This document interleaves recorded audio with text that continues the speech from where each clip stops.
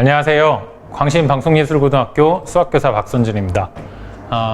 오늘은 수학의 가장 기본적인 구성 단위들에 대한 얘기, 이런 걸 한번 해보도록 하겠습니다. 수학이라고 하면 보통 이런 화면을 띄워서 이게 수학이야 라고 얘기하는 경우가 있는데, 수학의 복잡함? 이런 거를 보여주려고 하는 것 같아요. 근데 사실 수학을 알고 나면, 그러니까 이런 기호들이 어떤 의미를 갖고 있는지, 이런 문자식은 왜 나오는지, 이런 것들을 알고 나면 사실 쉽거든요. 그래서 오늘은 수학의 기호를 한번 얘기해 보도록 하겠습니다. 기억하시죠?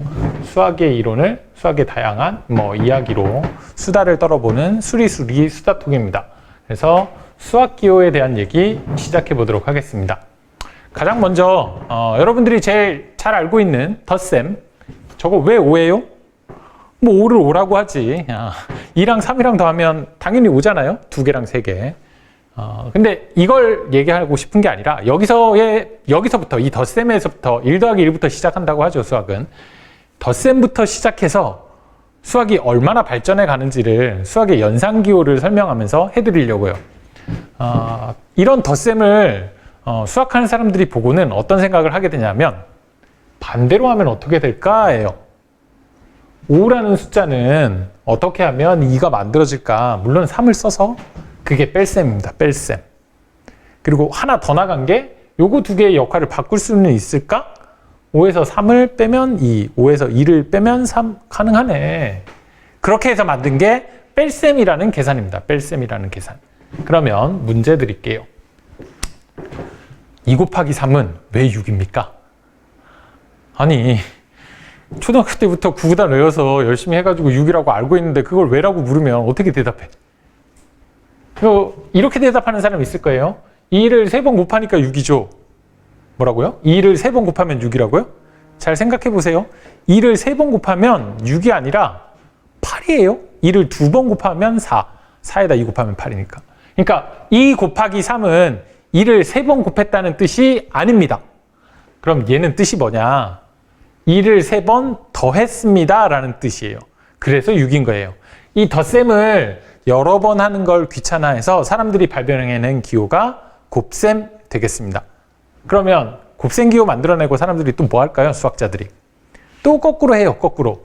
6을 어떻게 하면 2로 만들 수 있을까? 6을 3을 써서 2로 만드는 방법, 그 방법을 뭐라고 하냐 하면 나눗셈이라고 합니다.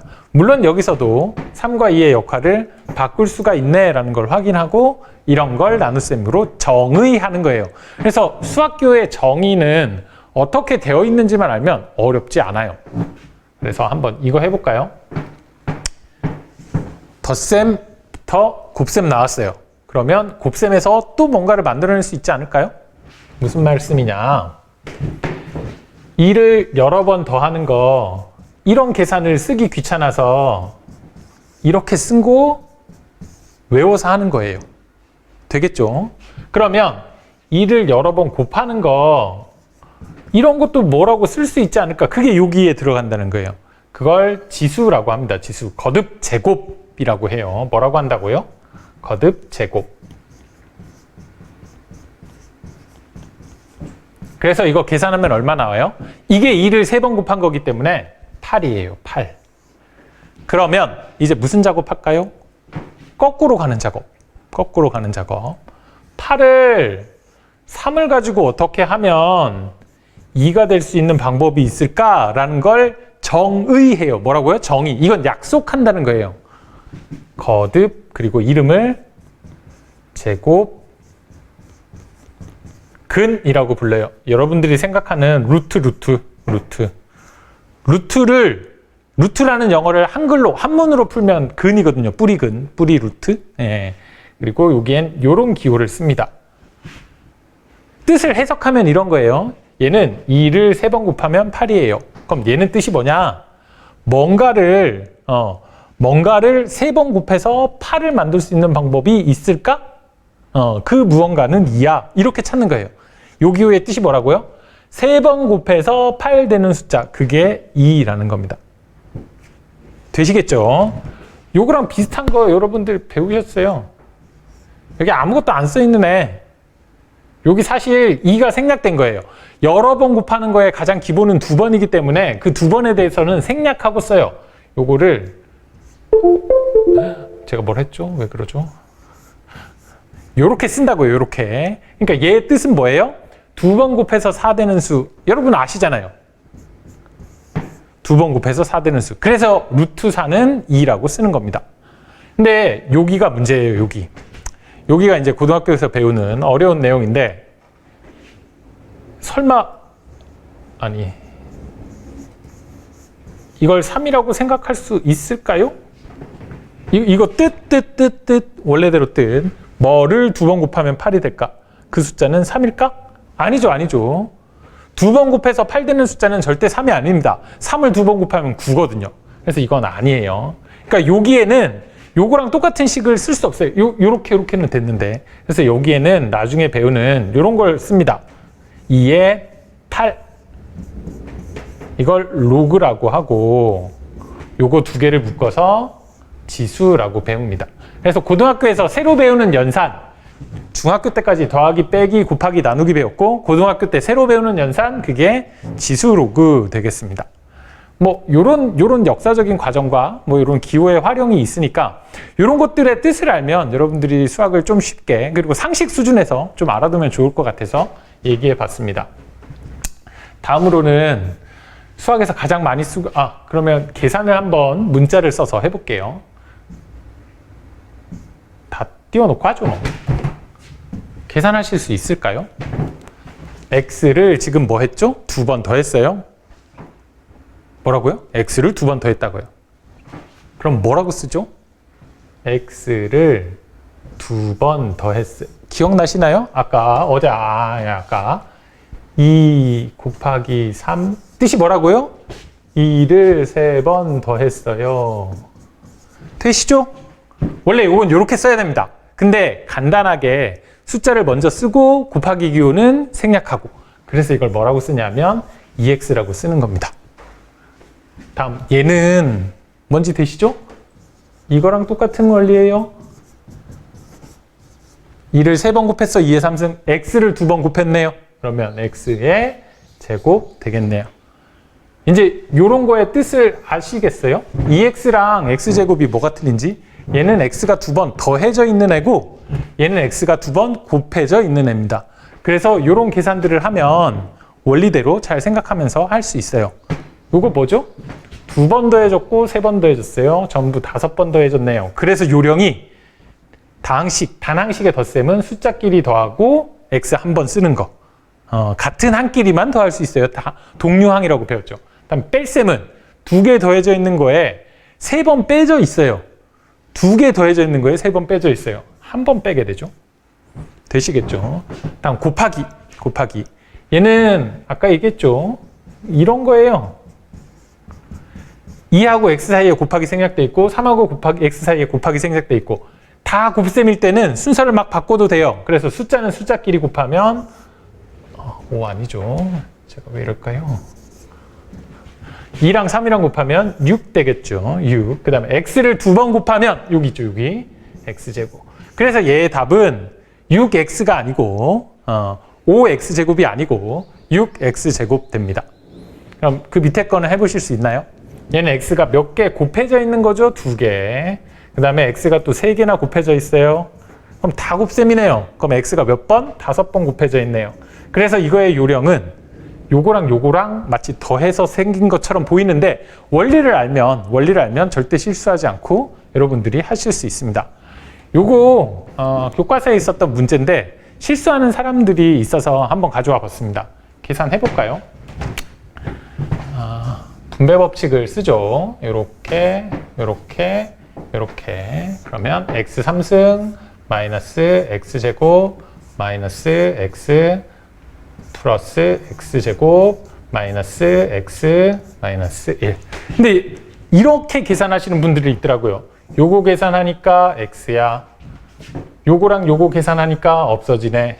요거 마이너스 1 남네. 그래서 답은 x 마이너스 1이야. 이거 절대 안 되죠. 이러시면 안 돼요. 얘랑은 뺄 수가 없잖아요. 얘는 3번 곱해져 있는 애고 얘는 2번 곱해져 있는 애예요. 이 덩어리랑 이 덩어리는 뺄 수가 없는 거라고요.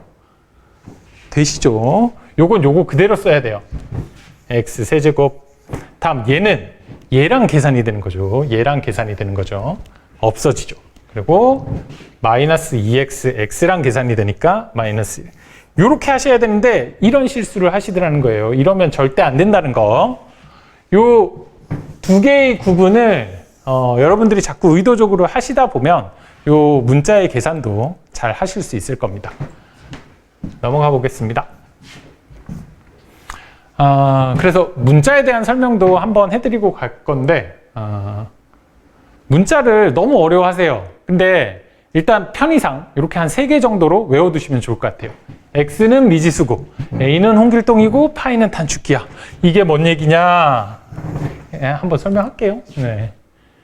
여기 지금 2x 플러스 7은 6이라는 식이 있어요. x는 얼마일까요? 이거 1이라고 하시는 분 없겠죠? 1 넣어보세요. 절대 안 됩니다. 뭐 2, 마이너스 1, 안 돼요. 이렇게 여러분들이 자연수나 정수범위에서 잘 생각해서 이런 문제는 있는데 아무튼 지금 여기에 쓰인 x가 미지수예요. 뜻이 뭐냐면 아직은 알지 못해요. 그렇지만 나중이 되면 답을 알 수 있어요. 그래서 얘의 이름이 미지수예요. 이거 해볼게요. 2x는 플러스 7 어떻게 없애죠? 마이너스 7. 이제 답 보이시나요? x는 마이너스 2분의 1. 여기 넣어보면 되죠. 여기서 핵심은 뭐냐 하면 처음에는 몰랐어요. 처음에는 x가 얼마인지 몰라. 근데 풀고 나면 알게 되는 값. 그래서 이거를 미지수 x. 미지수 x의 값을 구하세요. 뭐 이런 문제 있죠. 그때 쓰이는 용어입니다. 문자의 용도. 첫 번째 미지수. 두 번째. 1차 방정식 ax 플러스 b는 0의 답이 x는 마이너스 a분의 b이다. 이게 무슨 의미냐? a를 구하라는 거냐? b를 구하라는 거냐? 이거의 의미는 뭐냐면 이런 공식이 있는데 이런 공식에 요 a 자리에 적당한 수를 대입해서 답을 찾을 수 있다. 예를 들어서 이런 거예요. 3x 플러스 2는 0의 답은 얼마? 마이너스 3분의 2 마이너스 a분의 b. a에다 뭐 넣은 거예요? 3 넣은 거예요. b에다 뭐 넣은 거예요? 2 넣은 거예요. 마이너스 2x 플러스 1은 0. x는 얼마? 2분의 1 마이너스 왜 이렇게 되는지 한 번 더 쓸까요? 되시나요? 이때는 a에다가 이번에는 마이너스 2, b에다가 플러스 1을 넣은 거예요. 그러니까 여기에 위치한 a, b는 그때마다 값을 바꿀 수 있는 거. 왜 홍길동이라고 했냐? 은행에 가면 전표 쓸 때 예금주 땡땡 해놓고 홍길동 써 있잖아요. 이거 여기다 홍길동만 써야 돼요? 절대 아니죠. 그때 상황에 맞게 가는 사람이 선생님이 가면 여기다가 박선준 이렇게 쓰는 거잖아요. 그러니까 대표로 홍길동이라는 이름이 들어가는 자리예요 라고 써놓은 거예요. 마찬가지로 1차 항의 개수, 상수항의 개수 여기다 적당한 숫자 집어넣어서 잘 활용하시면 돼요 라고 대표로 쓰는 거.